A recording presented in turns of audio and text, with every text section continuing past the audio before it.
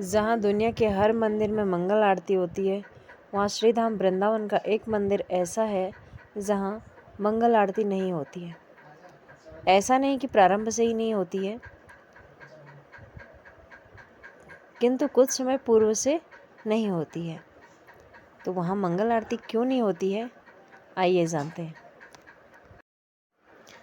तो कुछ इस प्रकार हुआ। बांके बिहारी जी का एक सीधा साधा भोला भाला भक्त था। दिन भर कृष्ण कृष्ण कृष्ण कृष्ण कृष्ण बस। वहीं बांके बिहारी जी के मंदिर में रहते थे, झाड़ू पोछा करते थे, वहीं जो प्रसाद मिल गया उसको पा लिया करते थे और दिन भर श्री जी और ठाकुर जी का नाम जाप किया करते थे। तो एक दिन गोस्वामी जी ने सोचा कि ये श्री कृष्ण का इतना नाम जाप करते हैं, यहाँ सेवा करते हैं, तो क्यों नहीं इन्हें मंदिर का ही कोई काम दे दिया जाए जिससे इनको सेवा करने का और अवसर मिले। तो गोस्वामी जी ने उन्हें बुलाया और उनसे पूछा कि गैया चराओगे? तो भक्त बोला, नहीं, मैं केवल ठाकुर जी का ही काम करता हूँ, अन्य किसी का मैं कोई कार्य नहीं करता। तब गोस्वामी जी ने कहा कि गैया भी तो ठाकुर जी की हैं, ठाकुर जी भी तो गैया चराते हैं, मंदिर की गैया हैं, तुम गैया चरा लो, दिन में तुम्हें भोजन वहीं दे दिया जाएगा और रात्रि में आके विश्राम कर लेना, मंदिरों का प्रसाद पा लेना। तो ठीक है, भक्त के मन में एक सहज ख्याल आया कि हाँ, गैया तो ठाकुर जी की ही हैं, क्या पता कभी ठाकुर जी भी गैया चराने आ जाए। नंदगांव में, बरसाना में, वृंदावन में ठाकुर जी कहीं भी किसी भी रूप में दर्शन दे जाते हैं, ऐसा कहते हैं। क्या पता मुझे भी ठाकुर जी के दर्शन हो जाए और गैया चराने के लिए आ जाए। तो इसी भाव से वह दिन भर कृष्ण कृष्ण जपते जपते और गैया चराता था और यह क्रम चलता रहा। एक बार आज भोजन नहीं आया था ग्वाले के लिए और काफ़ी देर हो गई थी और भूख के कारण उन्हें क्रोध भी आ रहा था। तो वो अपने आप से बड़बड़ा रहे थे कि आज मंदिर में जाके गोस्वामी जी से शिकायत करूँगा कि इतनी देर हो गई और मेरे लिए भोजन नहीं आया, मेरे को भूख लगी है, मैं सुबह से गैया चरा रहा हूँ। वो ऐसे क्रोध में स्वयं से बातें कर ही रहे थे कि तभी पीछे से आवाज़ आती है कि ग्वाले भोजन ले ले। उन्होंने ज्यों ही मुड़कर उस आवाज़ की तरफ देखा तो वहाँ कोई नहीं था और एक वृक्ष के नीचे एक लाल पोटली में भोजन रखा हुआ था। भिन्न भिन्न प्रकार का भोजन, कई प्रकार के व्यंजन थे। आज ऐसा लग रहा था 56 भोग थे और उन्हें देखकर उनका क्रोध शांत हो गया। तो सोचे, हो सकता है आज भोजन बनाने में ज़्यादा टाइम लगा हो क्योंकि इतने प्रकार के व्यंजन बने हैं। मैं तो ऐसे ही क्रोधित हो रहा था। एक मखमली कपड़े पर लिपटी हुई खाने की पोटली। उन्होंने खाना ग्रहण किया और घर गए तो गोस्वामी जी को जो मखमली कपड़ा था वह लौटाया। तो ठाकुर जी यह देख के आश्चर्य में थे क्योंकि आज तो भोजन बना ही नहीं था और वह जो कपड़ा जिसमें भोजन बच के ग्वाले के पास गया था वह ठाकुर जी का कपड़ा था। तो गोस्वामी जी आश्चर्य में थे कि आज तो एकादशी का व्रत का दिन है, आज तो भोजन बनता ही नहीं है, आज भोजन बनाया ही नहीं है, सभी व्रती होते हैं। तो गोस्वामी जी समझ गए कि इसे ठाकुर जी स्वयं इसे भोजन देने के लिए गए हैं।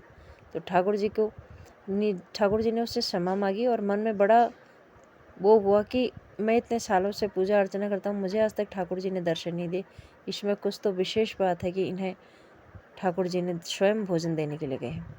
ठाकुर जी ने उनसे कहा कि आज से तुम मंदिर में ही रहोगे, आज से तुम्हारा कार्य मंदिर में पहरेदारी का है। रात्रि के समय पट बंद होने के बाद तुम्हें मंदिर के बाहर प्रहरा देना है, रात की ड्यूटी तुम्हारी, ताकि कोई मंदिर के अंदर बाहर ना जा पाए। जब वो रात को गोस्वामी जी घर चले गए और मंदिर के मुख्य द्वार के बाहर उनकी पहरेदारी की ड्यूटी लगाई गई तो वो खड़े थे। तो इतने में अर्धरात्रि में, क्योंकि निधिवन में ठाकुर जी आज भी रास रचाने के लिए राधा गोपियों संग जाते हैं, इसके कई प्रमाण हैं।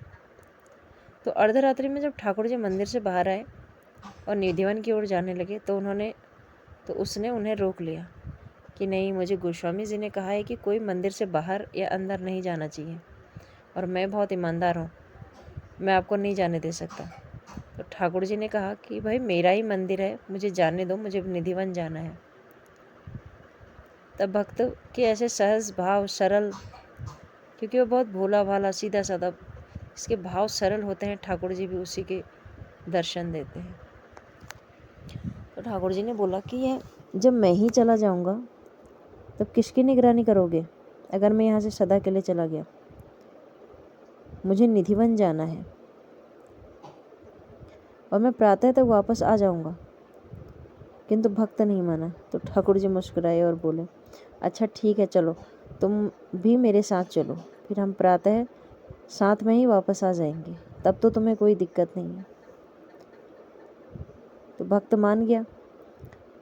उसे निधिवन के बाहर बिठाकर ठाकुर जी बोले कि मैं भीतर जाता हूँ, मैं प्रातः होने से पहले आ जाऊँगा, तुम यही मेरा इंतज़ार करना।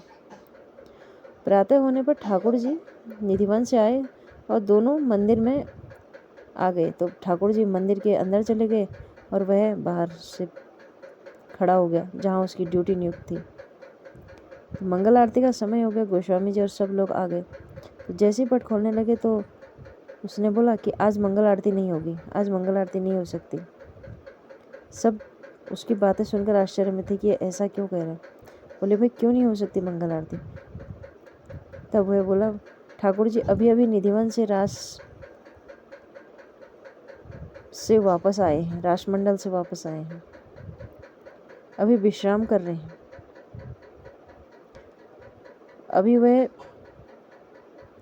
निद्रा में होंगे, तो अभी मंगल आरती नहीं हो सकती, उन्हें विश्राम कर लेने दीजिए, फिर आरती होगी। तो कुछ घंटों बाद आरती होगी।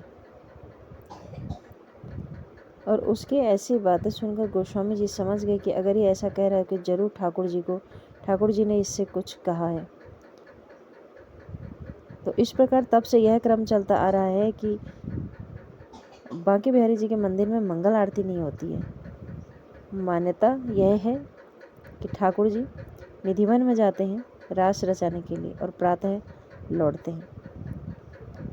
तो ईश्वर पर विश्वास रखिए, नाम जप करिए, स्वस्थ रहिए। राधे राधे।